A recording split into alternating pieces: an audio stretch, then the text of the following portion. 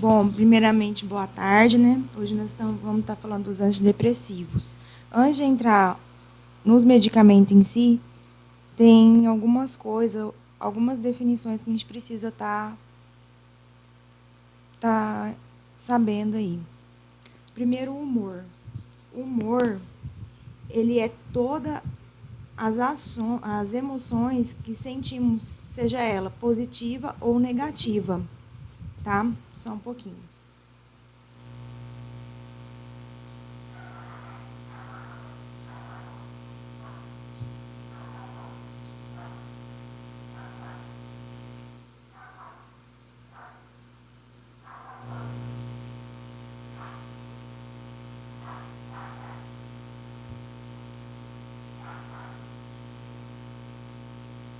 Então, o humor é todas as emoções que sentimos, seja ela positiva ou negativa, tá?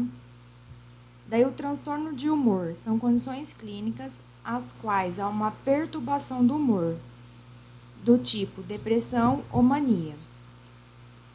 A classificação do transtorno de humor, ele pode ser um transtorno depressivo, transtorno bipolar e transtorno ciclotímico.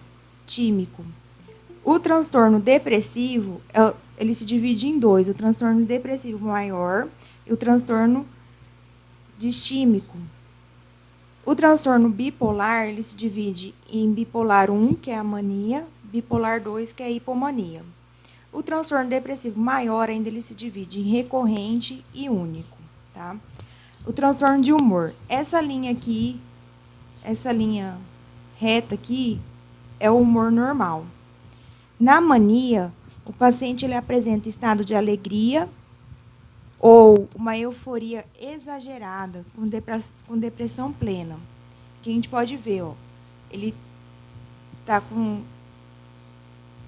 essa linha aqui é o humor normal, para baixo dela é a tristeza e para cima dela é a alegria, né? Então, assim, ele tem um período de oscilação, né? Ele fica muito eufórico, muito alegre, e de repente ele já fica muito triste, né? Já na hipomania, a intensidade é menor que na mania, né? O estado depressivo e os estados maníacos, os níveis de mania e os níveis de depressão é menor do que na mania, né? Ele não tem aquela euforia como na mania. Já é menor um pouco o pico de alegria dele, mas ele tem ainda umas quedas de tristeza, né? Na depressão, né, ele tem o estado eufórico de sentimento. Ou ele é muito positivo, ou ele é muito negativo. Geralmente, a maioria dos pacientes, eles são muito negativos, né, com o intervalo do humor normal. Né? Na depressão é muito negativa, aquela pessoa negativa, aquela pessoa que ninguém gosta dela, né? Quer ficar só num quarto escuro, trancado. A distimia, os níveis de depressão menores, só que eles são mais prolongados. Todo o tempo ele tem um estado de humor depressivo, negativo. Então, a etiologia são inúmeros fatores, né, que contribuem para essa pessoa ficar assim. Nós vamos estar citando alguns. O psicológico é a capacidade de lidar com o estresse. Absoluto ou negligência na infância, abuso ou negligência na infância, algum trauma na infância pode levar a isso. Ausência da figura materna, perdas de emprego, né, separações. Ambientais, substâncias psicoativas, alteração do ritmo biológico, né? Na substâncias psicoativas, são as substâncias que vão alterar o metabolismo neuronal da pessoa. Alterações do ritmo biológico, né? Frequência cardíaca, o metabolismo no geral. O estilo de vida errático,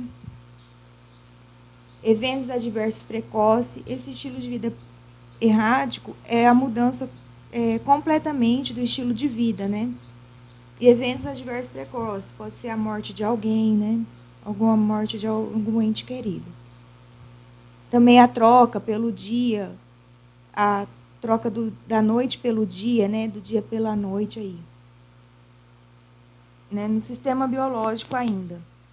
Tem o sistema límbico, que é o desequilíbrio das aminas, os eixos endócrinos, né, a normalidade do sono, a alteração do ritmo circadiano, que é isso que eu falei, a troca da noite pelo dia.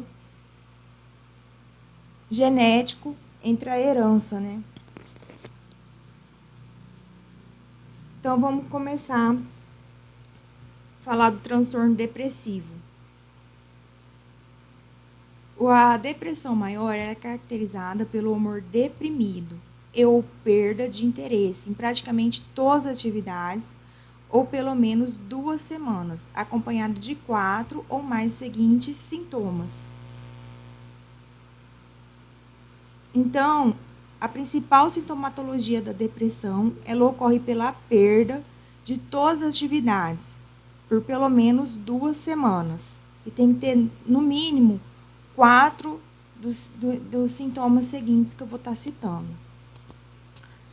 Uma insônia ou uma hipersônia, sentimento de desvalorização, o excesso de culpa,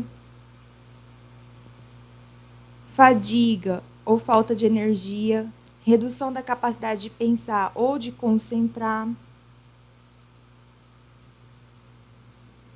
alteração significativa do apetite ou do peso, né? Tem pessoas que elas engordam ou vão engordar muito ou elas vão perder totalmente o apetite, né? Retraso ou agitação psicomotora, pensamentos recorrentes de morte ou suicídio. Por quê? Porque aquela pessoa só quer ficar no quarto trancada, deitada na cama, ela não consegue pensar, ela acha que ninguém se importa com ela, que ela não é importante para ninguém, ela tem dificuldade para dormir, né? Ou um excesso de sono, né? Doutora Fernanda pergunta para aceitar ele. Tá, só um pouquinho.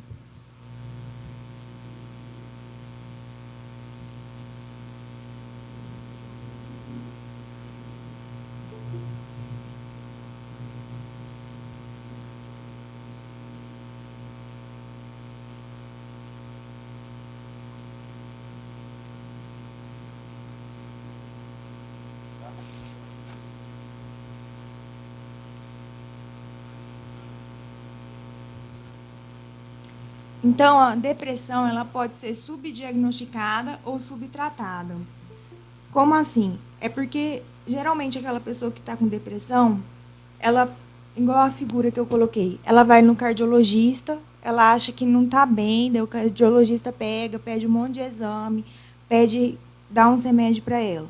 Daí ela pega e vai no ginecologia. Ela passa por todas as especialidades. Né, assim, ela vai passando por todas as especialidades médicas, por diversas especialidades médicas, e muitas vezes ninguém percebe. Então, a pessoa que tem depressão, que ela não tem um tratamento adequado, ela deprime uma primeira vez, ela tem 50% de chance dela deprimir uma segunda vez, né? Ela tem 70% de chance dela deprimir uma terceira vez, e vai aumentando as chances do estado depressivo dela. Porque ela tem que ser diagnosticada, né? Então, por que algumas pessoas elas têm depressão? Tem algumas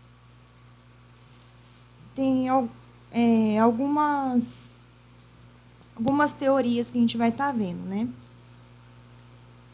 Os neurotransmissores, eles ajudam a controlar as emoções. Os mensageiros principais são a serotonina, noradrenalina e a dopamina.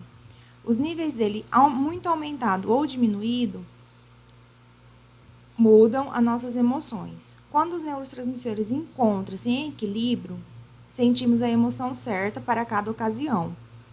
Quando alguém está deprimido, os mensageiros químicos não estão em equilíbrio. Então, a alteração do equilíbrio de alguns neurotransmissores se observou em alguns estudos as emoções que são controladas por esses 3 neurotransmissores, que é a serotonina, a noradrenalina e a dopamina. os níveis dele e seus equilíbrios, eles vão modificar, ou seja, se eles vão aumentar demais ou vão diminuir demais, quanto as nossas emoções pode estar mudando. Quando eles aumentam ou diminuem, eles são produzidos e que podemos sentir a emoção certa para cada ocasião, né? Naquela ocasião da gente ficar triste, a gente vai sentir a tristeza. Na ocasião da gente ficar eufórico, quando esses neurotransmissores apresentam uma redução na sua transmissão, normalmente as pessoas desenvolvem o estado deprimido. Então, a teoria da monoamica da depressão, né? Essa teoria ela surgiu através da observação de alguns fármacos que apresentavam relação com o humor ou sentimento das pessoas. Se observou 3 fármacos que não são os antidepressivos, mas que eles apresentaram relação com a mudança do estado do humor. Que os fármacos foram imipramida, iproniazida e a reserpina, tá? Então, se observou as ações desses 3 fármacos, que foram criadas as bases biológicas da depressão, que é essa teoria. Primeiro, nós vamos estar falando da imipramina, tá? Ela é um agente antipsicótico. O que eles observaram? Que as pessoas que faziam o tratamento com ela apresentavam uma ação antidepressiva. E as pessoas melhoravam a depressão. E o mecanismo de ação dela é bloquear o transporte da serotonina. Porque a serotonina ela vai agir na fenda sináptica. Ela é recaptada pelo neurônio serotoninérgico. E ela é degradada. Com isso, ela é degradada pela monooxidase, que causa um bloqueio do transporte pré-sináptico da serotonina. Esse neurotransmissor ele fica mais tempo na fenda sináptica, com isso ele leva o maior tempo da sua ação, por ele ficar um tempo ali. Então, eles imaginaram que ela age inibindo a ação da serotonina. Provavelmente, a serotonina ela tem uma importante função no estado depressivo. Foi isso que eles chegaram à conclusão da imipramida. Agora, nós vamos estar falando da iproniazida, tá? Ela é um fármaco de agente antituberculoso. Ela é utilizada no tratamento quimioterápico da tuberculose. Ela também apresentou uma ação antidepressiva e o mecanismo de ação dela é a inibição da monoaminoxidase, que é a MAO. Inibindo a MAO, ela inibe as ações das monoamina, inibindo a degradação de serotonina, dopamina e da noradrenalina. Então, imaginou o quê? Que a serotonina que estava envolvida no estado depressivo, porque ao impedir essa recaptação, melhora a depressão. E ao impedir sua degradação, também melhora a depressão. Mas, provavelmente, outras aminas estão envolvidas, como a dopamina e a noradrenalina, já que o monoaminoxidase, ela degrada as 3. A reserpina, ela é um agente antidepressivo, ela apresentou uma ação depressiva. A ação dela foi impedir a noradrenalina que seja armazenada nas vesículas sinápticas e, consequentemente, ela seja liberada na fenda sináptica, diminuindo, assim, os níveis de noradrenalina. Com os níveis de noradrenalina diminuído, a reserpina ela age como antipertensiva, ou seja, diminui a concentração no vaso sanguíneo, mas se observou que isso também leva a um estado depressivo, ou seja, uma depressão, né, uma diminuição dessa noradrenalina, provavelmente está envolvido também nesse estado antidepressivo, tá? Isso foi o que eles chegaram à conclusão com cada um desses medicamentos. A hipótese biológica para a depressão. Então, qual é a ação desses 3 neurotransmissores, né? eles podem estar envolvidos no estado do humor, né? Vamos falar um pouquinho de cada um aí. A noradrenalina, ela tem ações importantes, como a atenção, motivação, prazer, né? A recompensa.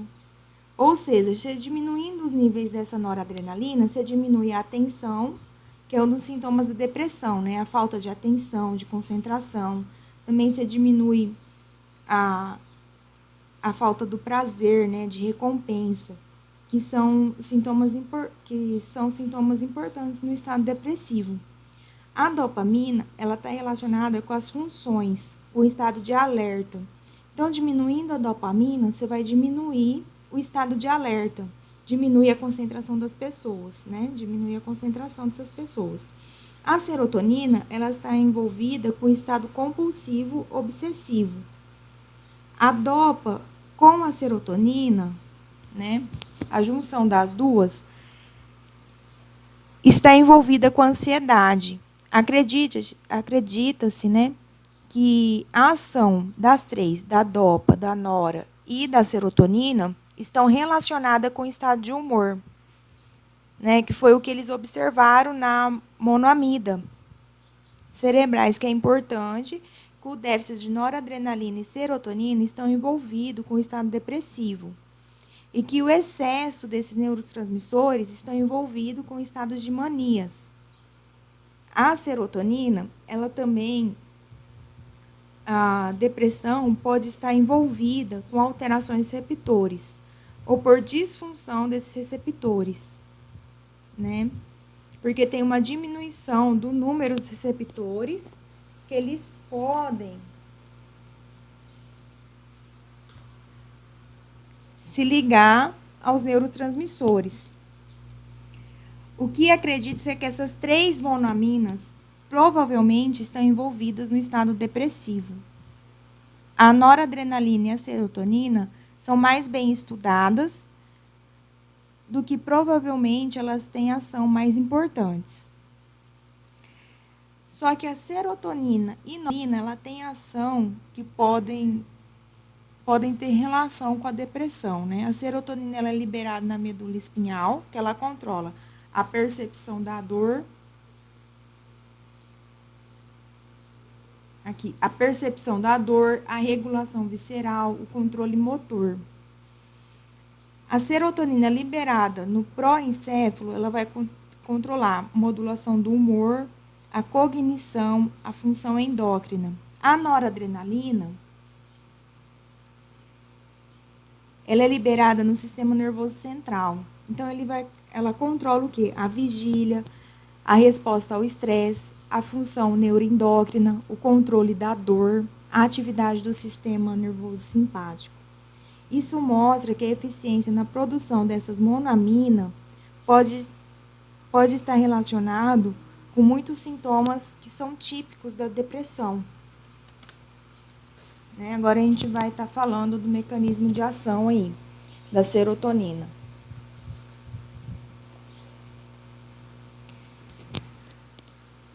Então, o neurotransmissor serocolinérgico, temos transportadores tipitrofano. O tipitrofano, ele entra no neurônio serocolinérgico. Ele se transforma em 5-hidroxitriptofano. Essa enzima, o triptofano, hidroxilase, após se transformar em 5-hidroxitriptofano, ele vai sofrer uma ação aqui da L-aminoácido aromático, descarboxilase. Ele sofreu a descarboxilação, se transforma em 5-hidrólise tripitamina.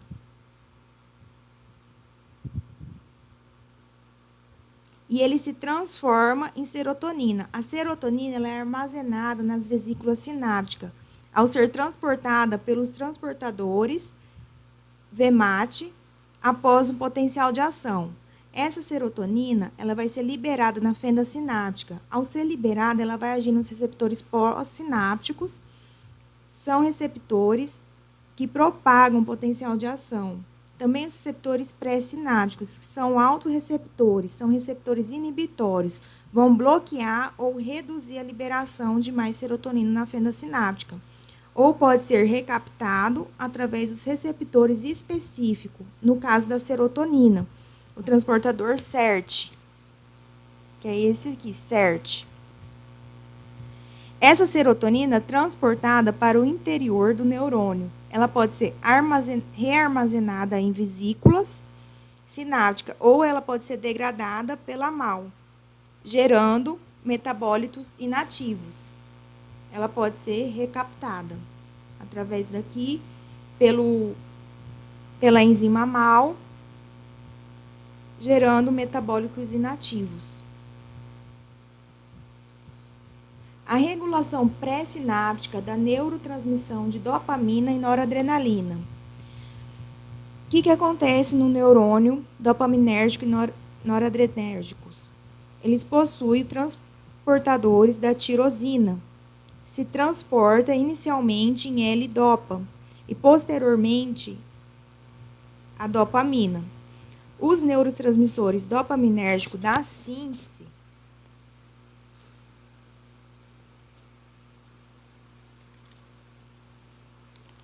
termina aí, né? Da dopamina vai terminar aí. A dopamina ela vai ser transportada para dentro da vesícula sináptica através do VMAT. Aqui, ó, através do VMAT.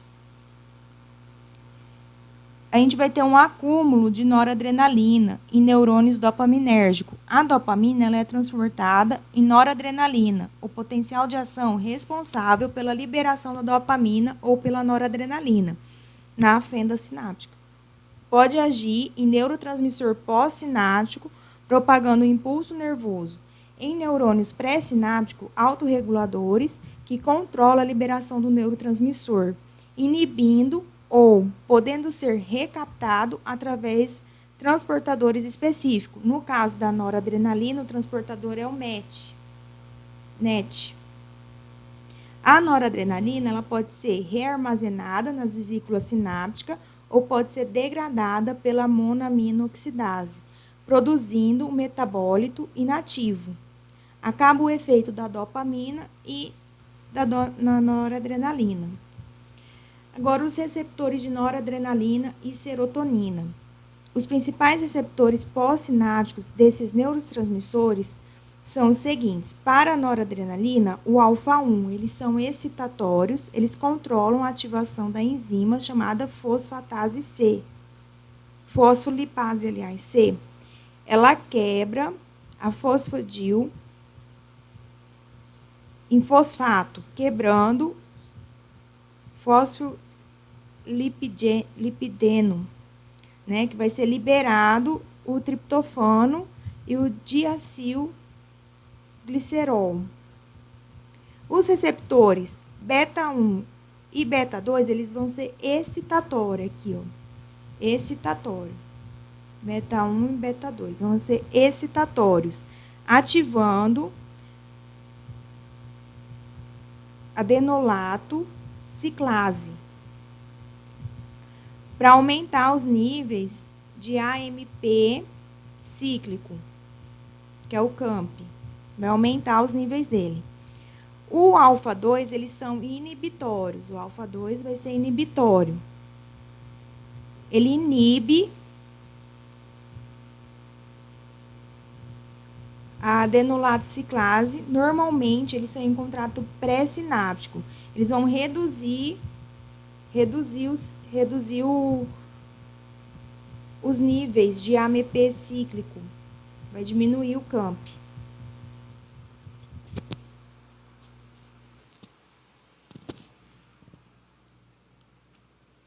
Os receptores serotoninérgicos, que são subtipos de receptores de 5-HT, o 5-HT1, que são o subtipo A, B, C, D, E e F, eles são inibitórios. Ele inibe a atividade da adenociclase. Consequentemente, vai inibir os níveis, diminuir os níveis do AMP aqui. O 5-HT2 do subtipo A, B e C, eles são excitatórios, vão ativar a fosfolipase C. Então, vai aumentar os níveis de trifosfato, né, do IP3 e do DAG. O 5-HT3, ele é o canal iônico, ou seja, ele se liga à serotonina, promovendo a entrada de íons e a despolarização da membrana. E também é um receptor excitatório, né? Canal iônico. O 5-HT4, 6 e 7, serotoninérgicos, são excitatórios. Eles vão ativar a adenilciclase. Vão aumentar, então, o CAMP ali. Então, eles são dos receptor do tipo excitatório. A neurotransmissão serotoninérgica. Os receptores mais conhecidos pela depressão é a serotonina, tá? É o mais bem catalogado, envolvido nos receptores, dos receptores do estado depressivo. Eles apresentam diferentes mecanismos de ação, mas também na localização. Essa localização não está somente envolvida com o estado depressivo, mas por outros sintomas. Os antidepressivos que regulam os níveis de serotonina, às vezes eles apresentam reações adversas importantes. Temos 3 receptores importantes na transmissão serotoninérgica, que é o 5-HT1A, 5-HT3 e 5-HT2. Vamos falar um pouquinho de cada um. O 5-HT1 se observa os sintomas maníacos intercalados com sintomas de depressão. Determinados no momento, ele tem suas ações mais intercaladas. Aquela pessoa que fala, sabe?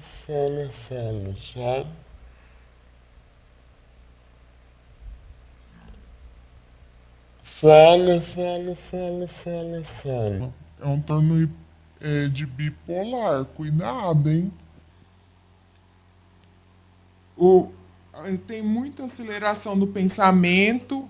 Às vezes uma pessoa está pensando ainda, tipo, raciocinando uma coisa, ele já está lá na frente, né? Grandiosidade, né?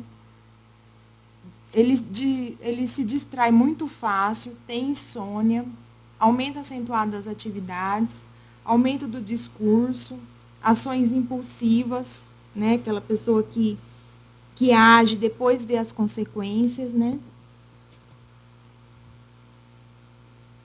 Então, só um pouquinho falando do bipolar. Então, vamos para o tratamento do antidepressivo, né? O tratamento da depressão. A gente tem que ver também aqui alguns conceitos para a gente entrar nos... Porque são vários medicamentos, né? Vários mecanismos de ação. Então, primeiro, a evolução do tratamento antipertensivo. O primeiro antidepressivo usado foi a imipramina, foi em 1957. Né? Ela tem ele é um antipsicótico com efeito antidepressivo. Na década de 60, aliás, já apareceram outros fármacos antidepressivos, né? Como a desipramina, clomipramida, amitriptina, a nortriptina. Já foi evoluindo mais um pouquinho, né, gente? Na década de... Oi.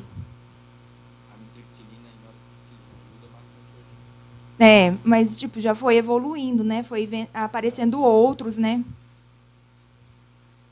Tem também a fluoxetina, que foi em 1980, que a gente vê bastante, né?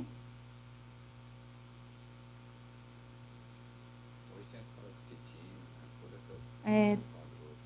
tem tudo.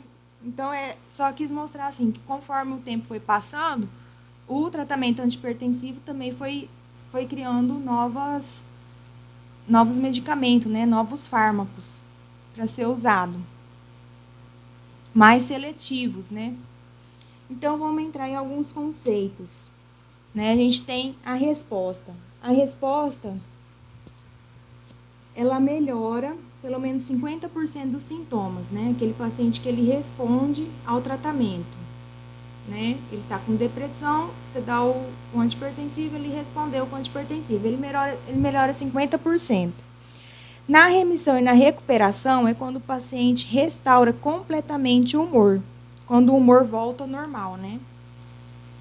Aqui é a normalidade, ó, o estado normal, aqui, ó, estado normal, você deu o antihipertensivo, o antidepressivo, aliás, ele voltou ao estado normal dele, né, o humor normal. A remissão é quando esse humor, ele permanece de 4 a 9 meses.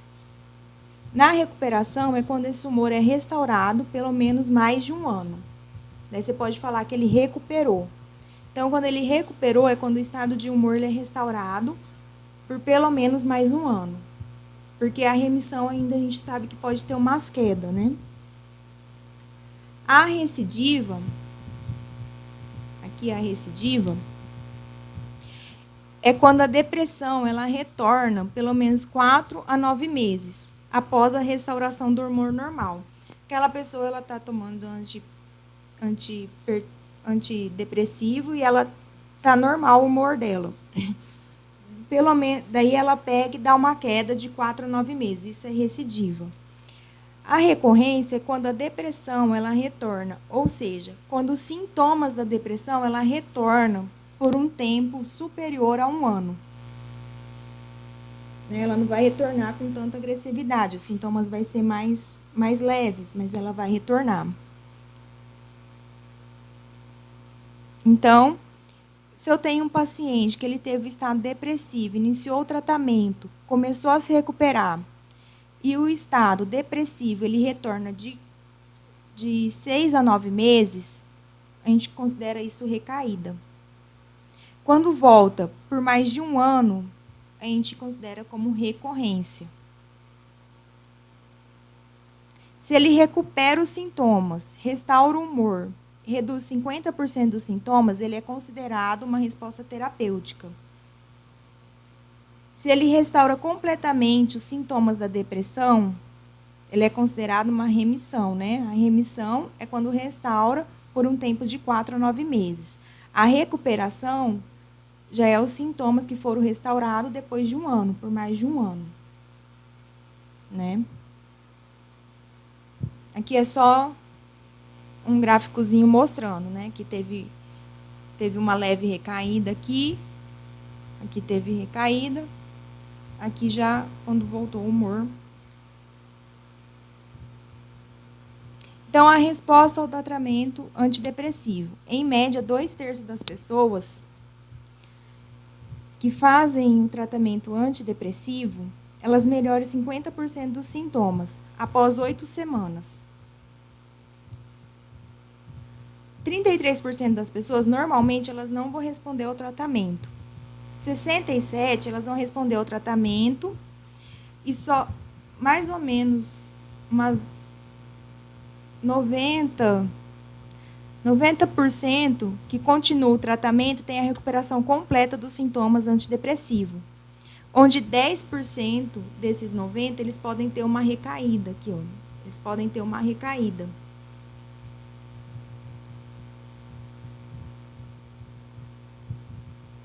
Então, início de ação do tratamento antidepressivo. O que se observa é quando se inicia o tratamento, existe um intervalo. Você iniciou um tratamento, vai ter um intervalo.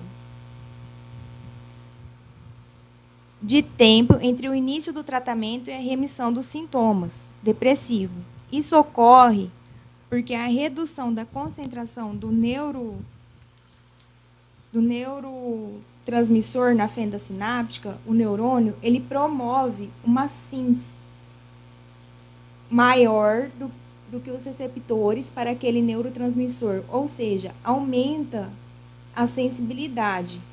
Quando você usa o antidepressivo, promove um aumento desses neurotransmissores, né? Um excesso dos receptores no neurônio pós-sináptico, que não permitiu a restauração clínica dos sintomas.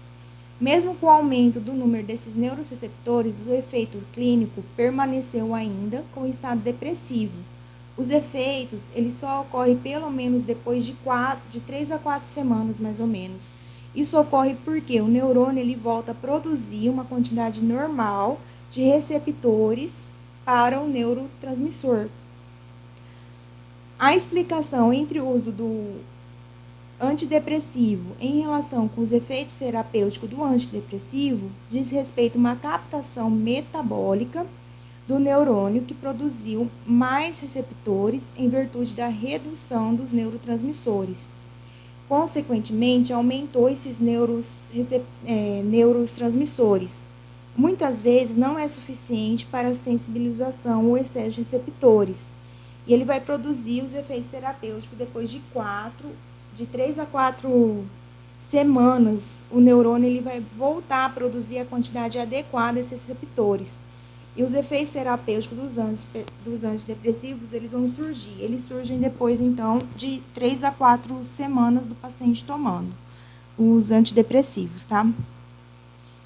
Vamos dar uma pausa aí, pessoal, pra gente voltar.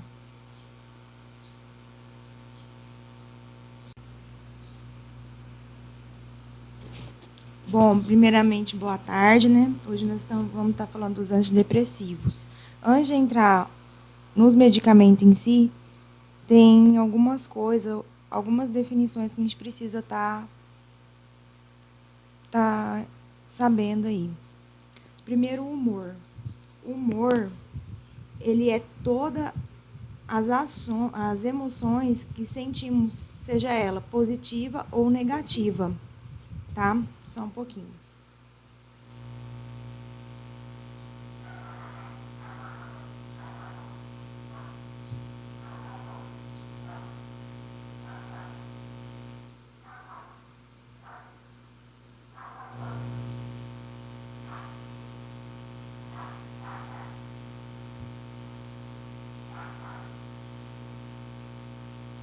Então, o humor é todas as emoções que sentimos, seja ela positiva ou negativa, tá? Daí, o transtorno de humor são condições clínicas as quais há uma perturbação do humor, do tipo depressão ou mania. A classificação do transtorno de humor, ele pode ser um transtorno depressivo, transtorno bipolar e transtorno ciclotímico. O transtorno depressivo, ele se divide em dois, o transtorno depressivo maior e o transtorno distímico. O transtorno bipolar, ele se divide em bipolar 1, que é a mania, bipolar 2, que é a hipomania. O transtorno depressivo maior, ainda ele se divide em recorrente e único, tá? O transtorno de humor, essa linha aqui, essa linha reta aqui, é o humor normal. Na mania, o paciente ele apresenta estado de alegria ou uma euforia exagerada, com depressão plena. Que a gente pode ver, ó, ele está com essa linha aqui é o humor, neuropatia periférica, um ganho de peso associado com apetite aumentado, uma lesão hepática, entre outros agravos que são menos graves, né? Os pacientes bipolares, eles não podem fazer o uso de fármacos antidepressivos, principalmente os Imal. A lista de cuidados para os pacientes que estão tomando Imal diz respeito às interações medicamentosas, principalmente em alimentos que contêm a tiramina. Ela é encontrada em grande quantidade no queijo. derivado da tirosina, metabolizada pela MAO-A, encontrada no intestino. A MAO-A ela degrada a tirosina, produz um metabólito inativo, consequentemente, não vai produzir esse metabólito. Então, vai aumentar a pressão arterial e ela inibe o efeito da tiramina. Uma pessoa que faz uso do inibidor de MAO, faz a injeção de um alimento rico em tiramina, consequentemente, ele vai ter uma crise hipertensiva. A reação do queijo. A tiramina chega aos neurônios noradrenérgicos, é captada como se fosse noradrenalina. A tiramina age na vesícula sináptica, aumentando a liberação da noradrenalina, como a IMAL. Está inibida pelos inibidores antidepressivos da noradrenalina. É liberada em maiores concentrações na fenda sináptica, vai agir no coração, promovendo o aumento da frequência cardíaca e o aumento da força de contração. Age também nos receptores alfa-1 dos vasos sanguíneos, que nos vasos sanguíneos vai ter uma contração vascular. A interação medicamentosa e alimentares. Os antidepressivos tricíclicos, eles vão potencializar o efeito. Os inibidores seletivos da recaptação de serotonina vai ter uma síndrome da serotonina. É uma interação perigosa ou até mesmo fatal. Por quê? Porque aumenta os níveis de serotonina na fenda sináptica. Por isso, os precursores da aminas biogênicas, que é a levodopa, ela vai potencializar os efeitos. Os agentes depressores centrais, que são os anestésicos gerais, sedativo, antihistamínico, álcool e anestésicos potentes. Eles vão diminuir os efeitos. As aminas simpaticomiméticas de ação indireta. Aumenta a noradrenalina, vai aumentar a atividade simpática, vai ter uma potencialização. A reação da serotonina. Quanto à IMAL administrada com o inibidor seletivo da recaptação de serotonina, os níveis de serotonina na fenda sináptica vão aumentar, promovendo reações graves, que vai ter uma hipertonia, um colapso cardiovascular, uma rigidez muscular, porque vai aumentar esse tônus. Outra classe de antidepressivo, que são os antidepressivos tricíclicos. Os antidepressivos tricíclicos, eles são os mais antigos, ele age inibindo a ação das aminas biogênicas. O mecanismo de ação dele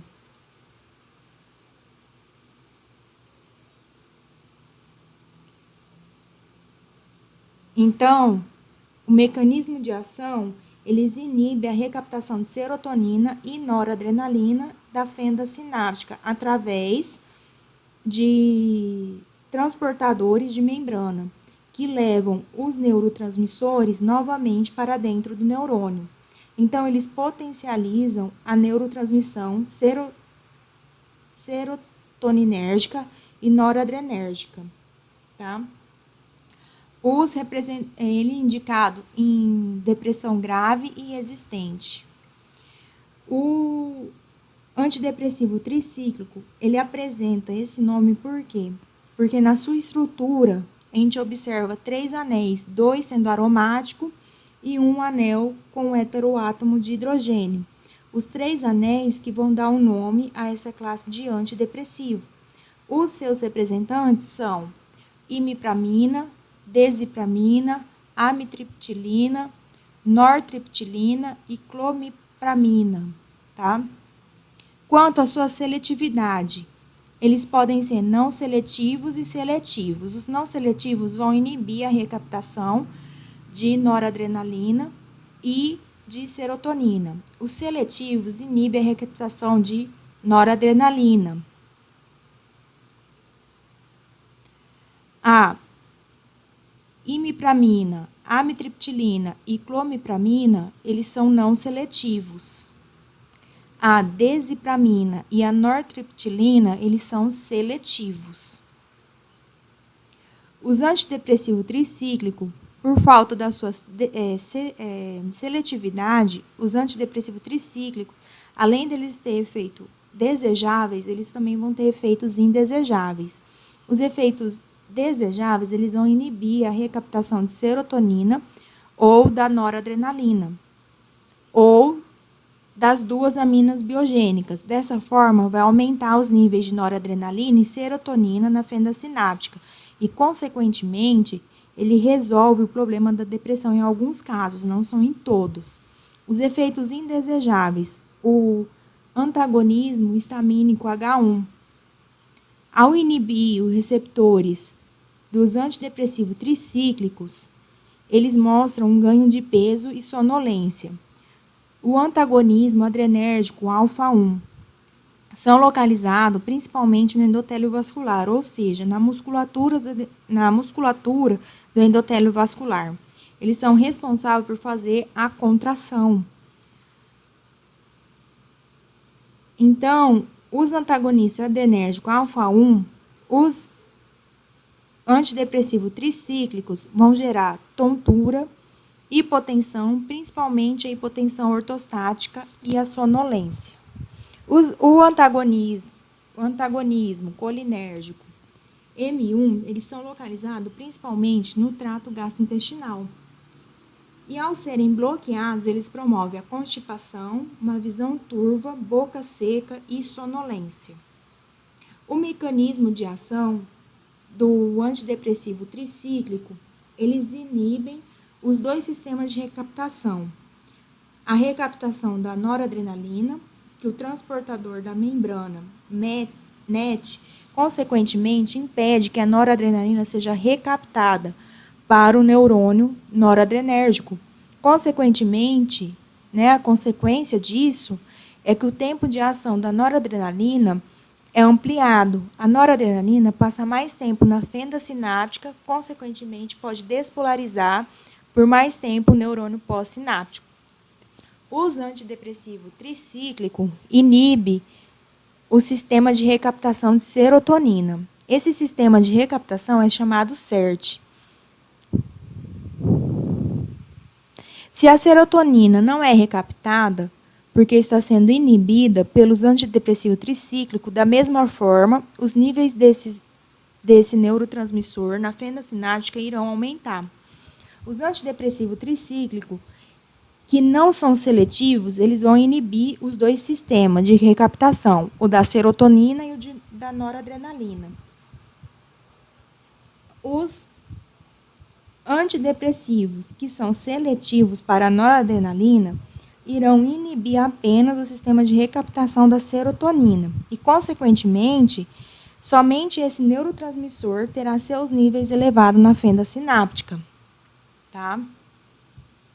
Agora, a seletividade, que em virtude da sua seletividade ou não, com o sistema de recaptação da noradrenalina ou da serotonina, o antidepressivo tricíclico apresenta variações nos seus efeitos indesejáveis, que podemos observar alguns efeitos indesejáveis nessa tabela, como ganho ponderal, convulsão, sedação e efeito colinérgico. Os efeitos colinérgicos são o quê?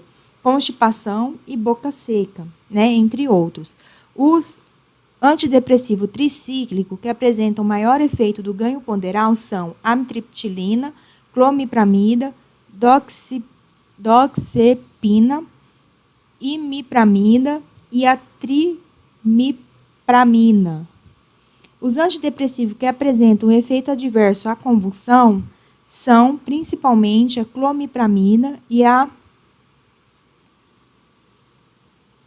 maprotilina. E os que apresentam maior efeito sedativo é a amitriptilina, doxepina e a trimipramida. Os que apresentam principal efeito colinérgico são a amitriptilina, clomipramina e a trimipramida.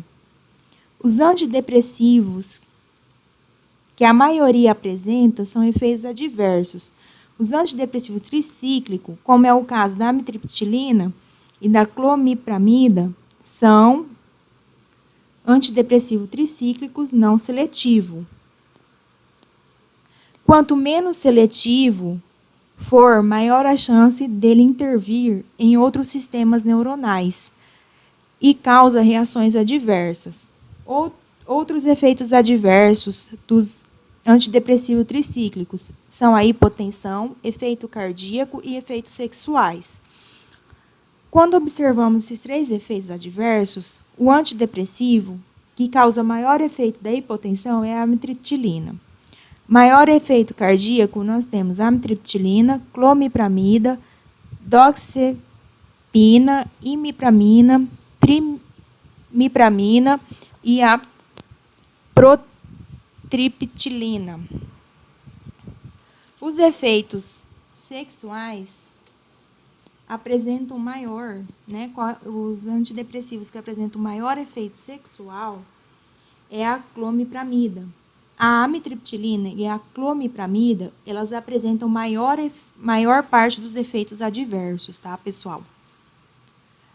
O uso dos antidepressivos tricíclicos não incluídos na bula, que os antidepressivos tricíclicos, ele apresenta o uso não exatamente como antidepressivo, apresentam o uso que podemos considerar não incluídos na bula, como podem ser usados para crise de ansiedade, pânico, bulimia,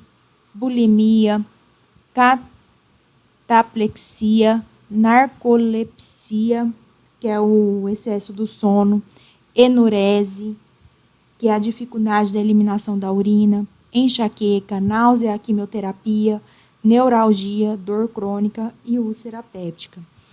Dos antidepressivos, os antidepressivo tricíclico, que não inclui na bula principalmente a amitriptilina, que ela pode ser usada em várias outras causas, né, outras doenças. Agora, os inibidores seletivos da recaptação da serotonina. Uso em depressão, transtorno obsessivo compulsivo, TOC, ansiedade, distúrbios alimentares, fobia social, síndrome do pânico e ejaculação precoce.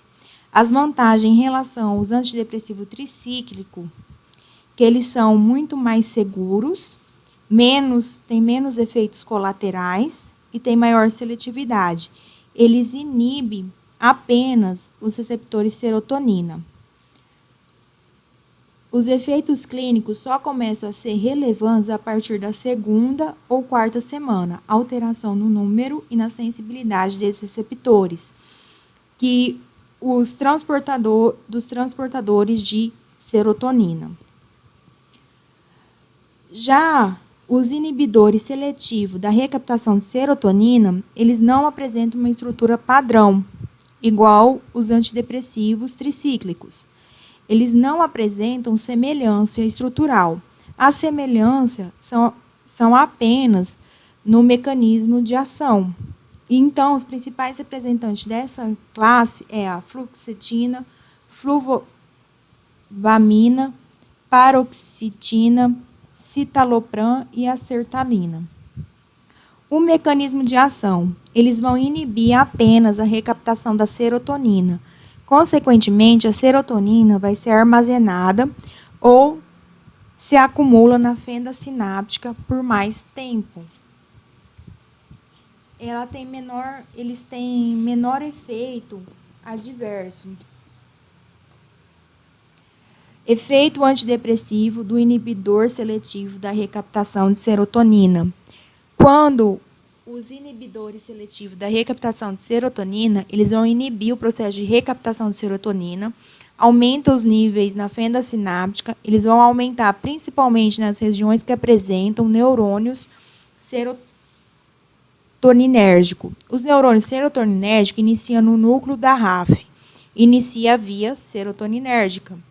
Eles levam a serotonina para diversas partes do corpo, inclusive no córtex cerebral. O efeito antidepressivo se dá pela concentração de serotonina aumentada no córtex cerebral e agir em receptores do tipo 5-HT1A. Então, a seletividade desses fármacos estão no aumento da serotonina nas regiões cortical e a atuação da serotonina em receptores 5-HT1A. o aumento da ansiedade dos inibidores seletivos da recaptação de serotonina. Podem apresentar esse efeito adverso. Ele consiste em aumento da serotonina em outras regiões, que não o córtex cerebral. Consiste em aumento da serotonina em regiões que não possuem uma densidade de receptores 5-HT1A menor. O aumento da serotonina no hipocampo e na área límbica são áreas ricas nos receptores 5-HT2. Com isso, aumento da ansiedade. O despertar noturno e a sonolência diurna dos inibidores seletivos da recaptação de serotonina se dá por quê? Porque aumenta a serotonina no centro do sono. Vai ativar os receptores 5-HT2, proporcionando um despertar noturno e sonolência diurna. Então, são pessoas que têm dificuldade para dormir à noite e têm muita sonolência durante o dia. Agitação e ação motora dos receptores seletivos da recaptação de serotonina. Essa ação adversa ocorre pelo aumento da serotonina nos gânglios da base. E sua ação são nos receptores 5-HT2. Disfunção sexual, retraso do orgasmo e ejaculação dos inibidores seletivos da recaptação de serotonina. Os inibidores seletivos dessa recaptação de serotonina vai aumentar a serotonina na medula espinhal. Então, temos uma densidade grande de receptores 5-HT2. Perda de apetite, náusea e vômitos dos inibidores seletivos da recaptação de serotonina.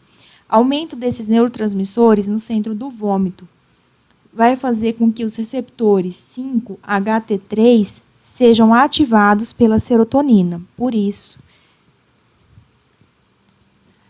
os inibidores seletivos da recaptação de serotonina, eles são todos iguais? Não. Eles têm em comum a inibição da recaptação de serotonina. Eles possuem mecanismos particulares. A paroxetina, além de inibir a recaptação de serotonina, apresenta ação anticolinérgica em receptores M1, que inibe a ação da acetilcolina e inibe a recaptação da noradrenalina. Vai aumentar essa noradrenalina na fenda sináptica, vai gerar um efeito sedativo. A fluoxetina, ela estimula a liberação de noradrenalina e dopamina por reação dos receptores 5-HT2C. Vai aumentar essa serotonina. Ela age nos receptores 5-HT2C, ela proporciona uma maior liberação de noradrenalina e dopamina. A sertralina, ela age inibindo a ação da dopamina. Com isso, vai ter um aumento da dopamina, energia, motivação, concentração. A paroxetina, ela age no metabolismo, inibindo óxido nitrocitrase. E o citocrômio 2D6 vai ter efeitos nas funções sexuais.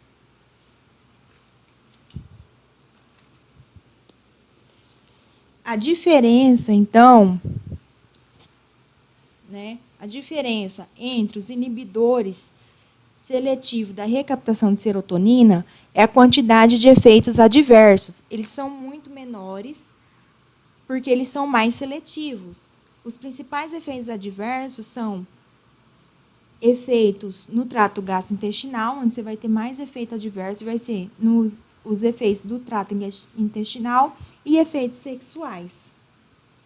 Agora vamos para os inibidores da recaptação de serotonina e norepinefrina, ou noradrenalina.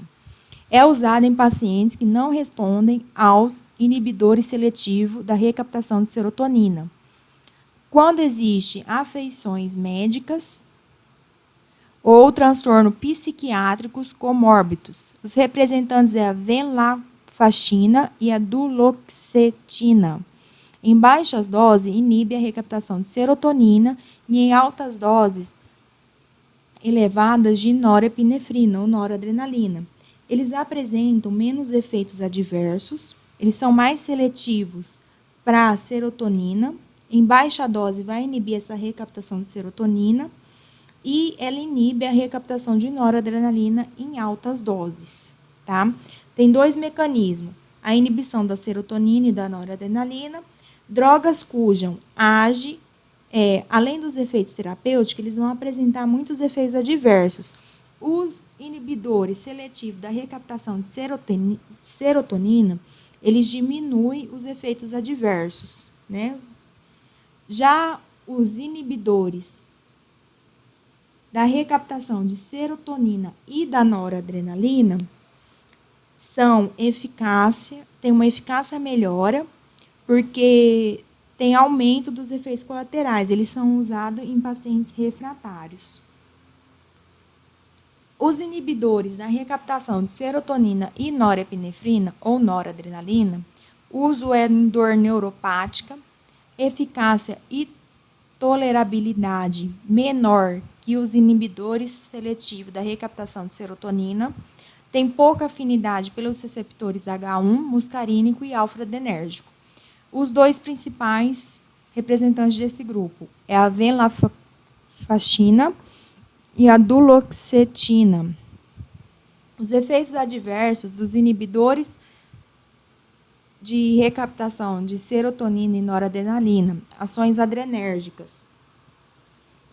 Os receptores noradrenérgicos na amígdala e no córtex límbico vai ter um aumento da ativação. Por quê? Porque aumenta os níveis de noradrenalina na fenda sináptica, proporcionando ação em receptores noradrenérgicos. Por isso que vai ter esse efeito de agitação. O beta-1 e o beta-2 no cerebelo e no sistema nervoso simpático vai ter ativação motora e tremor. Vai ter uma diminuição do tônus simpático, que é boca seca, constipação e retenção urinária. Nos centros cardiovasculares do tronco cerebral, vai ter alteração na PA, aumentando essa pressão arterial. O beta-1 no coração, ele altera a frequência cardíaca, aumentando a força de contração, aumento da frequência cardíaca, então vai ter um ataque cardíaco aí. A venlafaxina é um potente inibidor da recaptação de serotonina em doses média e alta, e inibidor da recaptação de noradrenalina. Os efeitos adversos é o quê? Náusea, cefaleia, disfunção sexual, tontura, insônia, sedação e constipação. A duloxetina, ela inibe a recaptação de serotonina e noradrenalina em todas as doses. O efeito adverso dela é similar ao anterior. Agora vamos entrar nos antidepressivos atípicos, é a última classe. Os inibidores atípicos são inibidores discretos da recaptação de dopamina e de noradrenalina. O principal representante dessa classe é a bupropiona. É usado principalmente na depressão associada à ansiedade. A formulação de liberação lenta, usada para tratar a dependência à nicotina, tem menores efeitos adversos sexuais, induz menos mudança para a mania. Os principais representantes é a mianzerina, bupropiona, transodona, mefazodona, a mirtazapina, que é de ação rápida. A única que é de ação rápida é essa última, a mirtazapina. Os inibidores atípicos, eles apresentam efeitos desejáveis maior do que os indesejáveis, né? Os efeitos indesejáveis é o antagonismo histamínico H1, que é o ganho de peso e sonolência. Efeito desejável, o antagonismo 5-HT1D, que vai ter aumento da produção da serotonina, vai aumentar os níveis de serotonina. O antagonismo alfa-2, que aumenta a produção de noradrenalina. O antagonismo 5-HT3, que vai diminuir as náuseas e distúrbios gastrointestinais. O antagonismo 5-HT2, que vai diminuir a ansiedade, agitação, distúrbio do sono e disfunção sexual. A bupropiona, ela é um inibidor na recaptação da dopamina e noradrenalina. Os efeitos adversos é boca seca, sudoração, nervosismo, tremor e um aumento do risco de convulsão. Onde que ele deve ser evitado?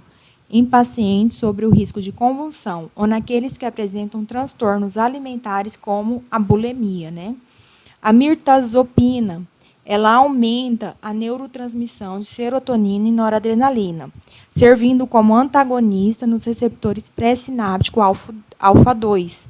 Ele tem um efeito sedativo, tá? Pessoal, por hoje é só. Muito obrigado pela atenção de todos vocês. Até a próxima aula. Tchau, tchau.